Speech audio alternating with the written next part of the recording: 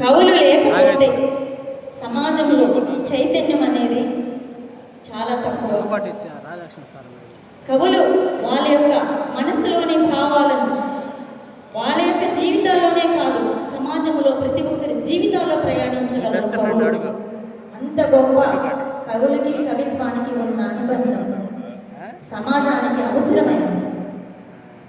కాలం మారొచ్చు, కవిత్వం మారదు. ఎందుకంటే భావానికి మరణం ఉండదు. అలాంటి ఈ కవిత్వం ఈ కవుల ద్వారా మనకు సమాజానికి తెలుగు సాహిత్యం అందించడం వల్ల నవతరానికి కూడా ఎంతో ఉపయోగకరంగా ఉంటుందని భావిస్తూ గొప్ప గొప్ప కవిత్వాలు ఇంకింకా రావాలని, కవుల మనసులోని మంచి భావాలతో మరిన్ని కవితలు పుస్తకాలు పుట్టి సమాజంలో చాలా జరుగుతున్నటువంటి అన్యాయాల మీద కూడా కవితలు రావాలనేది నా యొక్క భావన. స్త్రీలకు ముఖ్యంగా జరుగుతున్న అన్యాయం, దీని మీద దయచేసి కవులు చాలా కవిత్వాలు రాయాలని నేను కోరుకుంటా ఉన్నాను. అణగదొక్కబట్టం ఎక్కువ స్త్రీలకి. మహిళలు ముందుకు రావాలంటే ఎన్నో కష్టాలు, ఇల్లు చూసుకోవాలి, బయట చూసుకోవాలి.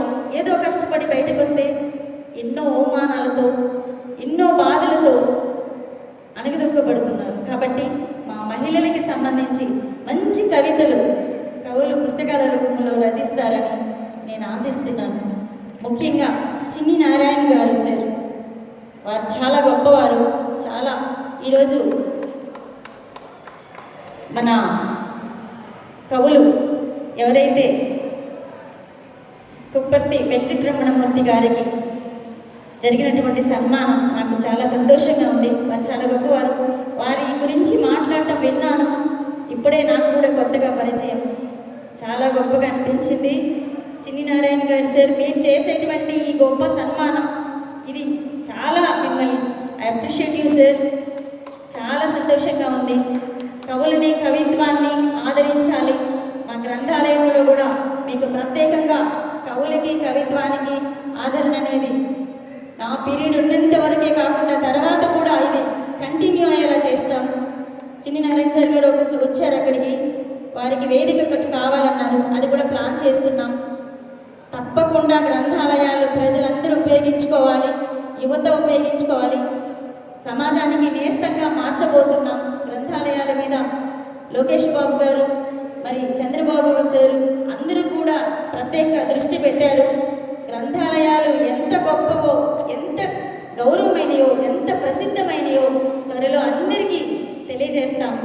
ఈ యొక్క వేదికని నన్ను ఆహ్వానించి నాకు ఈ అవకాశం కల్పించినటువంటి చిన్ని నారాయణ గారికి మరియు వేదిక మీద ఉన్నటువంటి పెద్దలందరికీ, కవులకి, కవయిత్రులకి, మీడియా సోదరులకి అందరికీ కూడా, శ్రీమూర్తులందరికీ కూడా నా యొక్క హృదయపూర్వక ధన్యవాదాలు తెలియజేసుకుంటున్నాను. Thank you so much sir. Thank you madam. తర్వాత అయ్యా వాసు గారు సందేశాన్ని ఇవ్వాల్సిందిగా కోరుతున్నాను. సభకు నమస్కారం. ఇందాక ప్రభు గారు చెప్పినట్టు నెల్లూరులో కవులకు కొరవలేదు. ఆ విధంగా ఆ కోవలో చిన్ని నారాయణ గారు ఈ మధ్యనే ప్రతిష్టాత్మకమైనటువంటి కళారత్న అవార్డు ముఖ్యమంత్రి గారి ద్వారా స్వీకరించడం కూడా జరిగింది. వారు అక్కడితో కాకుండా గత 3 సంవత్సరాలుగా రాష్ట్రం మొత్తం పైన ఉన్నటువంటి ఒక ఉన్నతమైనటువంటి కవులని ఎంపిక చేసి వారికి అవార్డులు ఇవ్వడం, ఆ విధంగా కవులను ప్రోత్సహించడము నెల్లూరుకే గర్వకారణంగా చిన్ని నారాయణ గారి ఫౌండేషన్ పనిచేస్తుందని భావిస్తున్నాను. అయితే నేను ప్రధాన ప్రశ్న అడగాలనుకుంటున్నాను. ఈరోజు ప్రత్యేకత ఏంటి? మదర్స్ డే, ఇంకా ఇంకా మరి ఈ లోపము సరిచేయాల్సిన బాధ్యత సాహిత్యకారుల వీళ్ళపైన ఉన్నదని నేను భావిస్తున్నాను. మన చరిత్రకి, మన సంస్కృతికి సంబంధమే లేనటువంటి, ఎప్పుడో 1908వ సంవత్సరంలోనే పుట్టినటువంటి మాతృ దినోత్సవం గురించి మనం చర్చించుకుంటున్నాము. 1908 ముందు అమ్మను పూజించేది లేదా? 1908 ముందు కూడా అమ్మను పూజించాక తరతరాలుగా తల్లిని పూజిస్తున్నాంగా. కాబట్టి సాహిత్యకారుల నుంచి మనకి ఆధునిక చరిత్ర మాత్రం వస్తుంది, మన సంస్కృతి మూలాల్లోకి పోవడం లేదు. మనము భారతదేశం 1947 ఆగస్టు 15 స్వాతంత్రం సంపాదించిందంటే దానికి పునాది 1857 సంవత్సరము ఇదే మే 10 నాడు తొలి స్వాతంత్ర సంగ్రామం జరిగింది. ఆ తొలి స్వాతంత్ర సంగ్రామాన్ని మనం మర్చిపోయాం. పునాది అది కానీ లేకుండా ఉంటే, మంగళ పాండే తన జీవితాన్ని సమర్పించకుండా ఉంటే, విప్లవ జ్వాలను రగిలించకుండా ఉంటే స్వాతంత్రం వచ్చిండేది కాదు. 1850 నుంచి 1947 వరకు 2 లక్షల మంది ఉరిపోయల్ని ఉయ్యాలగా ఊగితే, ఆ విధంగా ప్రాణాలు అర్పిస్తే మన స్వాతంత్రం వచ్చింది. ఆ స్వాతంత్రం వచ్చిన మొదటి స్వాతంత్ర సంగ్రామాన్ని మనం మర్చిపోయాము. దీనిని సాహిత్యకారులు వెలికి తీయాలి. కవిత్వం అంటే ఆ రోజుల్లో మేము చిన్న వయసులో ఉన్నప్పుడు, విద్యార్థి దశగా ఉన్నప్పుడు పేదరికం గురించి, మతతత్వం గురించి, కులతత్వం గురించి, మహిళల గురించి ఇది మాత్రమే కవిత్వము, దీనికి మాత్రమే ఆదరణ ఉన్నది. కానీ ఈరోజు ఆ పరిస్థితి లేదు. ఈరోజు మన సంస్కృతి గురించి బయటికి రావాలి, మన సంప్రదాయాల గురించి బయటికి రావాలి. మన భారతదేశం విశ్వగురు స్థానాన్ని అధిరోహించే దానికోసం కవుల యొక్క పాత్ర గురించి ఆలోచించాలి. కేవలం కొందరు రాజకీయ నాయకులు పాల్గొనుకుంటే ఈ దేశము విశ్వగురు స్థానాన్ని అలంకరించుకోదు. మనం ఒక అమృత కాలంలో ఉన్నాం. స్వాతంత్రం వచ్చి 75 సంవత్సరాల నుంచి స్వాతంత్రం వచ్చి 100వ సంవత్సరం ఈ 25 సంవత్సరాలు ఏదవుతుందో ఈ అమృత కాలంలో ఉన్నాం. ఈ అమృత కాలంలో మనం బతుకున్నాం మనుషులుగా. కానీ మన కర్తవ్యం ఏంటి? మన సంస్కృతిని ఎందుకు మర్చిపోతున్నాం? అమ్మ కోసం ఒక రోజా, 9 మాసాలు మోసి కని మనల్ని పెంచి పెద్ద చేసి జీవితాన్ని ఇచ్చిన అమ్మ కోసం ఒక రోజా? ఎవరు అమ్మ దగ్గరికి పోయాడు, అమ్మ అవసరమైతే నా చర్మం ఒలిచి నేను చుట్టూగా పుట్టిస్తానని. ఆ తల్లి అనిందంట, ఆ చర్మం కూడా నేను ఇచ్చిందే కదరా బడాయి దారిలో కూర్చుని. ఆ చర్మం ఎవరిచ్చారు మనకి? ఈ శక్తిని, ఈ యుక్తిని ఎవరిచ్చారు మనకి? ఈ మాటను ఎవరిచ్చారు? అజరామమైన కవిత్వం రాయగలిగే కవులకి ఆ విజ్ఞానాన్ని ఎవరిచ్చారు? తల్లి ఇచ్చింది. ఆ తల్లికి ఒక రోజు చేసుకుంటాం మనం. దానికంటే ముఖ్యమైనటువంటి ప్రథమ స్వాతంత్ర సంగ్రామాన్ని మర్చిపోతామా? దీని గురించి మనము తప్పనిసరిగా చర్చించాలి. దీని గురించి మనం తప్పనిసరిగా ఆలోచించాలి. కవులు దీని గురించి ఆలోచించాలి. 1925లో ఈ దేశంలో 2 సిద్ధాంతాలు పుట్టినాయి. ఒక సిద్ధాంతం చెప్పింది ప్రపంచ కార్మికులారా ఏకం కండి అనేది. అంటే ఈ దేశంలో, ఈ ప్రపంచంలో 2 వర్గాలు, యజమానులు, కార్మికులు. రెండో సిద్ధాంతం చెప్పింది అదే పదాలు వాడింది, కార్మికులారా ప్రపంచాన్ని ఏకం చేయండి అనేది. ఇది విశ్వమాన సౌభ్రాతృత్వానికి, మన సంస్కృతికి మూలం. దీనిని మనం మర్చిపోతున్నాం. దయవుంచి మేము వ్యాపారస్తులను అట్లంకొని బతికే వాళ్ళం. మేము సమాజాన్ని మార్చలేకపోవచ్చు, కానీ సమాజాన్ని మార్చగలిగే శక్తి, యుక్తి కవుల దగ్గర ఉన్నది. మీ కవిత ఒక ఆయుధం. ఈ దేశంలో మహిళలు ఎప్పుడూ అణచివేయబడలేదండి. డబ్బు కావాలంటే లక్ష్మిని పూజిస్తాం, చదువు కావాలంటే సరస్వతిని పూజిస్తాం, శక్తిని కావాలంటే దుర్గను పూజిస్తాం. ఈ దేశంలో మహిళలు ఎప్పుడూ అణచివేయబడలేదు. ఈ దేశంలో మెకాలే విద్యా విధానం రాకముందు, స్వాతంత్రం పూర్వము తమిళనాడు, ఆంధ్రప్రదేశ్ కలిసి ఉన్నప్పుడు 50,000 పైగా స్కూళ్ళు ఉన్నాయి ఇక్కడ. దానిలో 50% పైన మహిళలు చదువుకుంటున్నారు. మహిళలు చదువుకుని ఇక్కడెక్కడ ఆటంకం లేదు. సాక్షాత్తు సరస్వతి తల్లి, చదువుల తల్లిని, మహిళనే ఎంచుకున్నాం మనం సరస్వతి తల్లిగా. కానీ ఒక నేరేటివ్ వచ్చేసింది, ఇక్కడ కులతత్వం ఉంది. నిజంగా కులతత్వం శ్రీరామచంద్రుడు పాటించుంటే పోయి ఉంది శబరి ఇంగిలి ఎందుకు తిన్నాడు? నిజంగా మన పురాణాలు కులతత్వాన్ని పెంపొందించుంటే ఉడిపిలో కనకదాసు ద్వారం ద్వారా మనం కృష్ణుని ఎందుకు దర్శించుకుంటున్నాం? కనకదాసు ద్వారం ద్వారా ఎందుకు దర్శించుకుంటున్నాం? మనం చర్చించుకోవాలి. శ్రీరామచంద్రుడు గుహుణ్ణి ఎందుకు గౌరవించుకున్నాడు? శ్రీరామచంద్రుడు గిరిజన పుత్రుడైన వామనుడు సహాయం ఎందుకు తీసుకున్నాడు? సాక్షాత్ అవతార పురుషుడు కదా. ఒక బ్రహ్మాస్త్రం ఇస్తే రాముడు చచ్చి కూర్చుంటాడు కదా. కానీ ఎందుకు ఇది ఎంచుకున్నాడు? ఎందుకు ఎంచుకున్నా అంటే రాబోయే తరాలకి సమరసతతో బతకమని నేర్పించే దానికోసం. కులం మరిచి మనమందరం ఈ భరతమాత బిడ్డలుగా భావించాలి, అట్లా బతకాలని చెప్పి మనకి రాబోయే తరాలకి నేర్పించే దానికోసం శ్రీరామచంద్రుడు అట్లా బతికాడు. దీనిని బయటకు తీయాలి కవులు. సమాజంలో విభజన, సమాజంలో ఉద్రేకాలు రెచ్చగొట్టడం మాత్రమే కాకుండా ఇప్పుడు దాని కాలం చెల్లిందండి. ఇప్పుడు కాలము సర్వమాన సౌభ్రాతృత్వానికి, ఇప్పుడు కాలము విశ్వమాన ప్రభుత్వానికి. కాబట్టి ఆ దిశగా ఎప్పుడైతే కవులు ఆ దిశగా ఇంకా వేగంగా పనిచేస్తారో తప్పనిసరిగా భారతమాత విశ్వగురు స్థానాన్ని అలంకరిస్తుంది. ఆ విధంగా విశ్వగురు స్థానాన్ని అలంకరించే దానికోసం మనమందరం కూడా కృషి చేయాలి. వారు చేస్తున్న కృషికి మనందరం కూడా సహాయ సహకారాలు అందించాలి. ఈ మహాయజ్ఞంలో మీరు ముందుకు పోతుంటే తప్పనిసరిగా మా సహాయ సహకారాలు మా ఫౌండేషన్ కూడా ఉంటుందని చెప్పి సభాముఖంగా తెలియజేస్తూ ఈ అవకాశం ఇచ్చిన పెద్దలు చిన్ని నారాయణరావు గారికి మరొకసారి హృదయపూర్వక ధన్యవాదాలు తెలుపుకుంటున్నాను. భారత్ మాతకి. Thank you sir, thank you. తర్వాత సన్మాన గ్రహీత వెంకటరామమూర్తి గారిని మాట్లాడవలసిందిగా కోరుతున్నాను. పర్లేదు రండి. నారాయణరావు గారు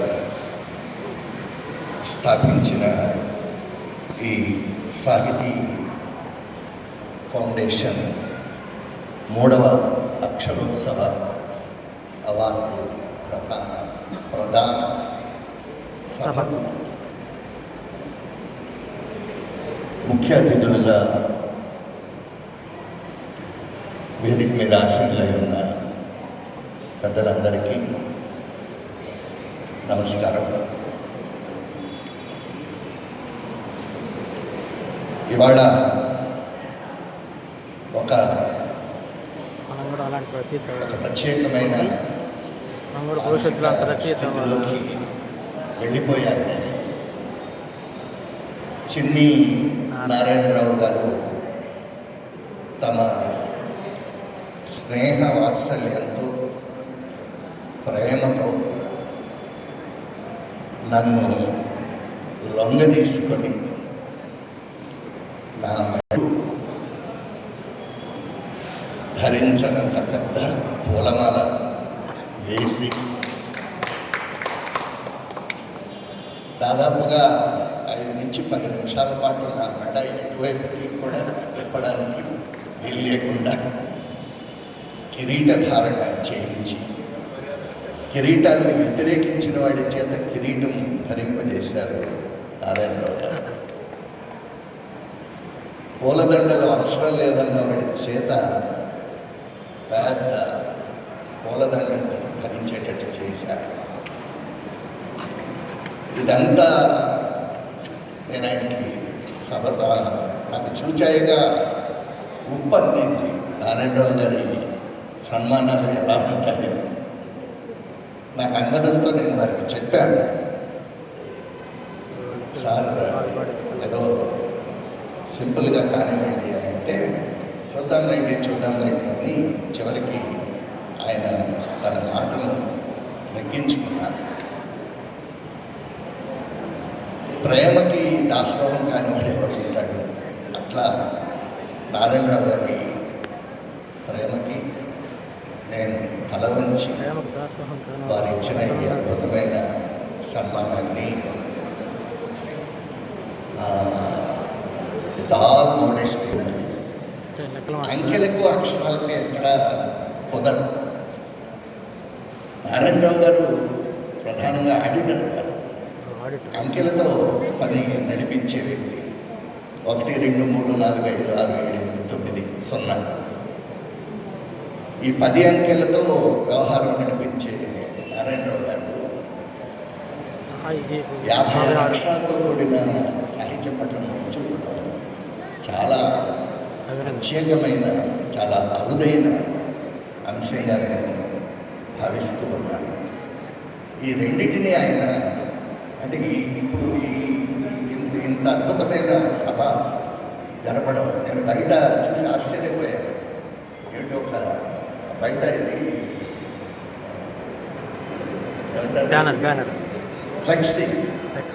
ఫ్లెక్సీలో బొమ్మలు అవి చూసి కవులకు దాదాపుగా అంటే ఇంకొకలాగా అర్థం చేసుకోవద్దు. ఒక సినిమా ఆర్టిస్టులు లేకపోతే క్రికెటర్ స్థాయి నుంచి ఆయన ఏర్పాట్లన్నీ చేశారు. ఇది చాలా ఆశ్చర్యాన్ని కలిగించే అంశం. అందుకని నేను వారికి ప్రత్యేకంగా ధన్యవాదాలు తెలియజేస్తున్నాను. నేను ఎంతసేపు మాట్లాడవచ్చు అని చెప్పలేదు, కానీ ఇంకొక 5 నిమిషాలు మాట్లాడవచ్చా? అనంత్ గారు, నేను ఎంతసేపు మాట్లాడవచ్చు? మాట్లాడడానికి అడ్డం ఉంది రహితుడు 3 3 minutes. సరే, ఇంకా నేను చెప్పవలసిందంతా దాదాపుగా చెప్పేశాను. అయితే ఎదురు మీద ఉన్న పెద్దలు ఇందాక మాట్లాడారు. కవులు ఏం చేస్తారు మేడం గారు మాట్లాడారు. సార్ భయ్యా శ్రీనివాసం గారు కవులు ఏం చేస్తారు అంటే మా శివారెడ్డి గారు కవులు ఏం చేస్తారు, ఒక అనంత శక్తి సంపన్నమైన పద్యాన్ని ప్రజల చేతుల్లో పెడతారు. అనంత శక్తివంతమైన పద్యాన్ని ప్రజల చేతుల్లో పెడతారు కవులు అని చెప్పి మేడం గారు మాట్లాడుతుంటే శివారెడ్డి గారు ఆ మాటలు నాకు జ్ఞాపకం వచ్చాయి. కాకపోతే కవిత్వానికి సంబంధించిన ఒక ప్రధానమైన అంశం ఏమిటి అని అంటే కవిత్వం సమాజాన్ని మార్చడానికి ఉపయోగపడాలి అని మనమందరం కూడా భావిస్తాం. అందులో సందేహం ఏం లేదు, అందులో తప్పు కూడా ఏం లేదు. అయితే సమాజాన్ని మార్చడానికి ఉపయోగపడే ఆ కవిత్వం అది ఒక అద్భుతమైన కళ. అది కళాత్మకంగా కనుక లేకపోతే కవిత్వం అది కేవలం ఒక వార్తాపత్రికలో వార్త అవుతుంది తప్ప మరొకటి కాదని. ఇందాక నుంచి మీకు సంగీతాన్ని సాహిత్యాన్ని ఈ రెండింటినీ నారాయణరావు గారు మేళవించిన విధానాన్ని కనుక మీరు చూస్తే ఆ రెండు అవి అవి అవి అవి ఏంటంటే దే వెంట హ్యాండ్ ఇన్ హ్యాండ్. అవి రెండు ఒకదానిలో ఒకటి చెయ్యి వేసుకొని నడిచాయి. కాబట్టి ఇందాక నుంచి కార్యక్రమం మనకి అది ఒక కార్యక్రమం లాగానే మనకి అనిపించింది, రెండు వేర్వేరు కార్యక్రమాలలాగా అనిపించలేదు. దానికి కారణం ఏంటి అని అంటే పాటల గురించి లేకపోతే సంగీతానికి సంబంధించిన ఒక గొప్ప మాట ఏంటి అంటే మిగిలిన 64 కళలు కూడా, అంటే మిగిలిన 63 కళలు ఎప్పటికైనా తాము సంగీతం స్థాయిని అందుకోవాలని ఆరాటపడుతూ ఉంటాయట. ఎప్పటికైనా మిగిలిన 63 యొక్క లక్ష్యం ఏమిటి అని అంటే, ఇప్పుడు మనం అనుకుంటే కదా కలెక్టర్ గారి స్టేజ్ మీద చూస్తే మనం కూడా కలెక్టర్ అయితే అని మనం అనుకున్నట్లుగా సంగీతాన్ని చూసి మిగిలిన కళలన్నీ కూడా ఎప్పటికైనా సంగీతం స్థాయిని అందుకోవాలని ఆరాటపడతాయి. దానికి కారణం ఏమిటి అంటే సంగీతం అనుభూతి ప్రధానమైంది. అంటే అది హృదయం నుంచి హృదయానికి డైరెక్ట్గా ప్రసరిస్తుంది. దానికి మేధస్సుతో పని లేదు. ఇప్పుడు ఇంతమంది చిన్నపిల్లలు ఇందాక అందరూ పాడుతూ ఉంటే మనం అందరం కూడా అదొక ప్రపంచంలో మనం వెళ్ళిపోయాం. ఇందులో చదువుకున్నవాడు, చదువుకోలేనివాడు, తెలియనివాడు, తెలివి తక్కువ వాడికి తేడా ఏమీ ఉండదు సంగీతానికి. దాన్ని డైరెక్ట్గా హృదయం నుంచి హృదయంలోకి ప్రసారం జరుగుతుంది. నేను ఇందాక ఏమన్నాను అంటే మిగిలిన కళలని కూడా ఆ స్థాయికి చేరుకోవాలని చెప్పి అంత ఇది అన్నాను కదా. అంటే సాహిత్యం కూడా ఆ స్థాయిని అందుకోవాలని ప్రయత్నం చేస్తుంది. అంటే దాని అర్థం ఏంటి అంటే సాహిత్యంలో ఉన్న ఆ మేధో లక్షణం ఏదైతే ఉందో ఆ మేధో లక్షణం అంతా కూడా కరిగిపోయి హృదయ లక్షణంగా అది మారిపోయినప్పుడు మాత్రమే సాహిత్యం బతుకుతుంది. అది డైరెక్ట్గా ఒకరిలో నుంచి ఒకరిలోకి ట్రాన్స్ఫార్మ్ అవుతుంది, ఒకరిలో నుంచి ఒకరికి ట్రాన్స్ఫార్మ్ అవుతుంది. అంటే దీన్ని మనం సాహిత్యంలో మనం ఏమనంటామో అంటే పోయం డిజపియర్ అవుతుంది అని అంటున్నాను.